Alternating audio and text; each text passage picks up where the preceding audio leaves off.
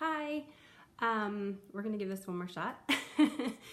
We've had quite the set of bloopers between wind and the cat and it being blown off the front porch. So today is finally no rain. I'm home, I'm not working, and hopefully we have enough sun and this is gonna work.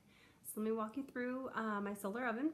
It's the project that I had chosen to do in class, and unfortunately I didn't get any results. So today we're going to do that over. And I'm going to turn you around so you can see the supplies and the construction of the oven. So this is my completed project. It's in a Domino's cardboard box. I've sealed all the edges and I've covered the inside with black construction paper. So here are a list of my supplies. We have the heavy duty Reynolds wrap. I'm actually going to use that as a tray to heat the chocolate up on.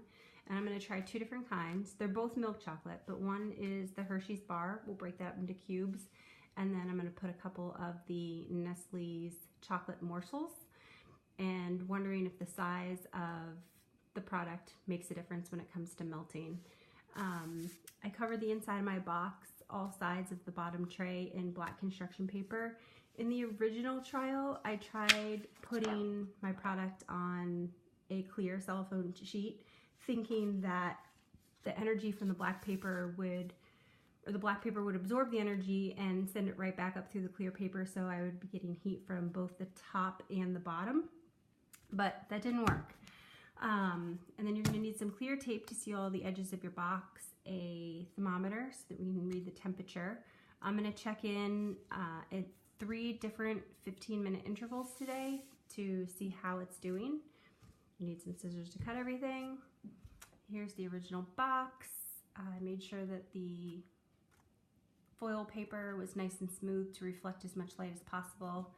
I have a wooden skewer to keep the lid open, and hopefully we can get the right angle on that lid today to get as much energy refracted back into the box.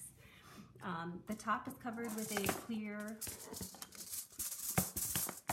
sheet of plastic. It's a thicker plastic used for projectors in school. The only part of my box that is really left open is this little section here, and then once this pushes in, it closes up pretty tight, so I'm not really worried about any gaps. And all right, we'll worry about that later. Today the temperature is 52 degrees outside and fairly sunny, especially on my front porch. I set up a little table because the concrete was actually still quite cold, and I didn't want that to affect the temperature if I was getting heat from the top but a chill from the bottom of my box, because the cardboard is not that thick. But the temperature on the front door is actually quite warm, so I'm thinking that the dark paper in my box is going to absorb quite a bit of the energy today, and I'm really looking forward to having a positive result today. Okay, I've placed the chocolate inside the box.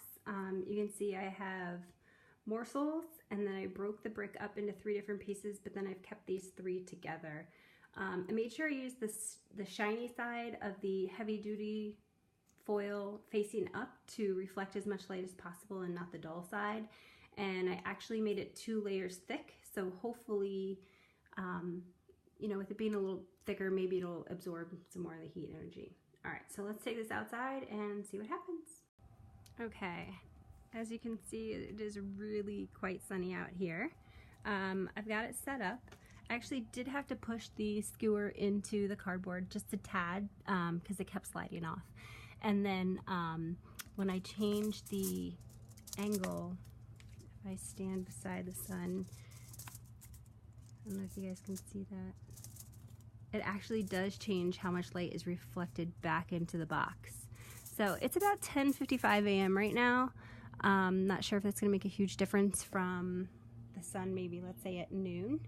But the concrete's dried out quite a bit from the sun, and it is quite warm. It says it's 52 here. And I'm going to check back in 15 minutes. All right, so we've set the timer for 15 minutes.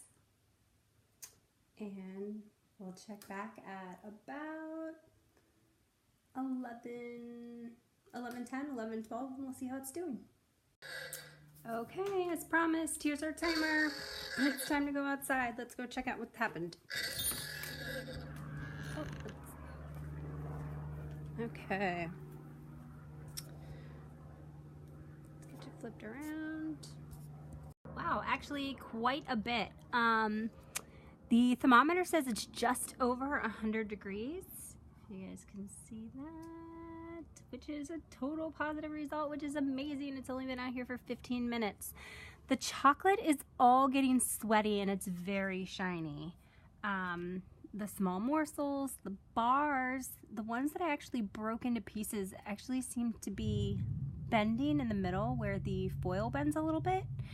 For some reason, it might be the moisture from the chocolate that's causing back here for my paper to ripple and bend. The paper might be absorbing the moisture, I'm not quite sure.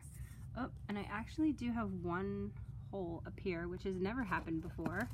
My little flap that I push into the corner has completely folded in, but you know what, it doesn't seem to really be affecting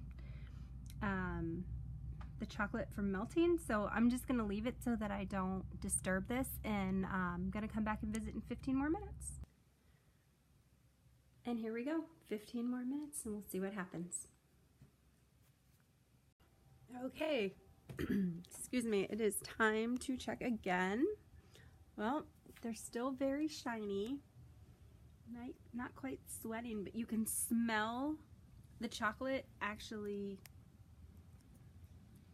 Well, it's melted, so you can smell the cocoa. It's crazy.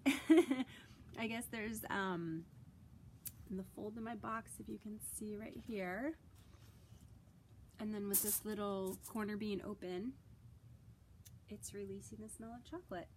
So it now says that the temperature is about 125 degrees Fahrenheit in the oven. So I'm gonna leave it out here for another 15 minutes, and then that'll be about 45 minutes total, and we'll see how hot it can get.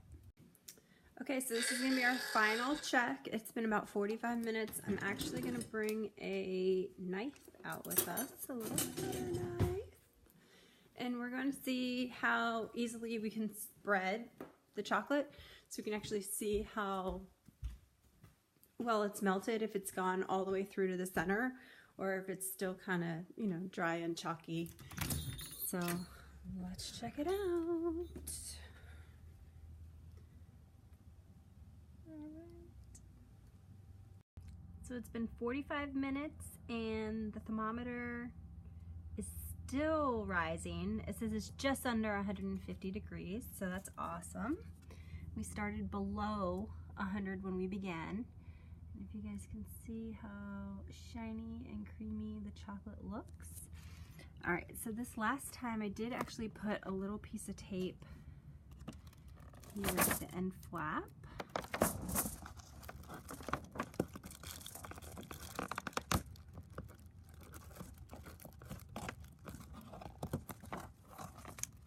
So I wasn't sure if it was gonna be warm enough out here. I wanted to make sure that I could keep as much heat of as much as the heat energy inside as possible, because I had just a tiny gap.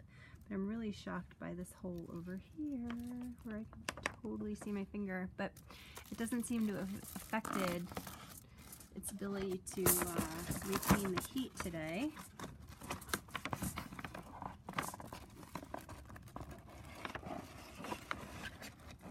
Alright, so when I stick my hand inside, it is warm.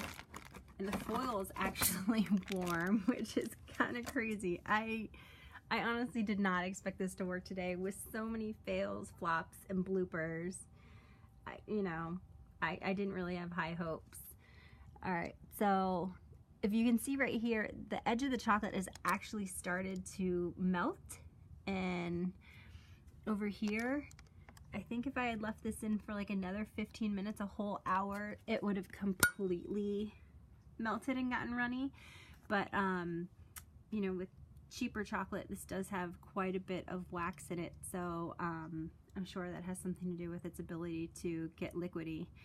But you can see when I touch it with a knife just how soft it is, and it's soft all the way through to the center.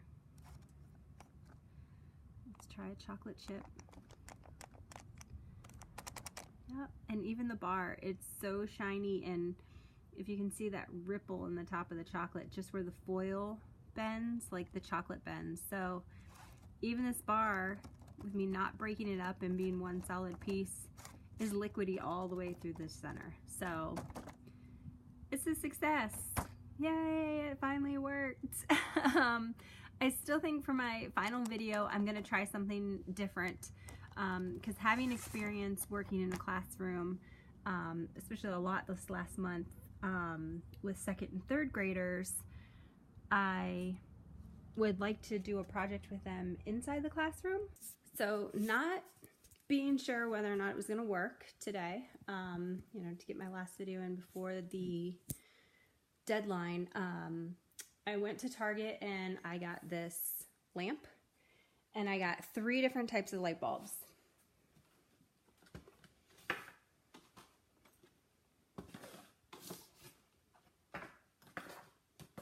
So I was going to try an indoor experiment for when it's poor weather, like it's been for so many days the last couple of weeks, and having a limited schedule because I've spent so much time working at the school the last month. I got a 40 watt, a 60 watt, and a 100 watt. I made sure they were all the same brand. They're all the, you know, uses 28% less energy. They're all the ultra soft white.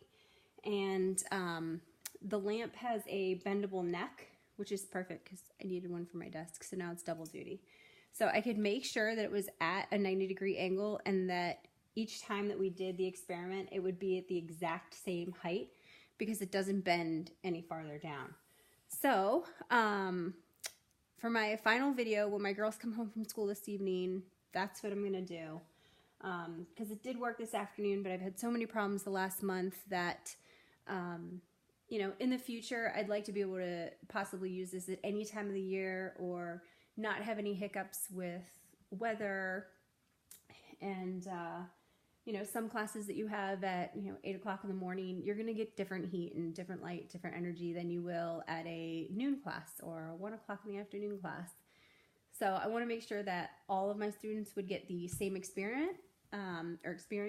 So when my girls come home this afternoon, my final video will be 3 rounds.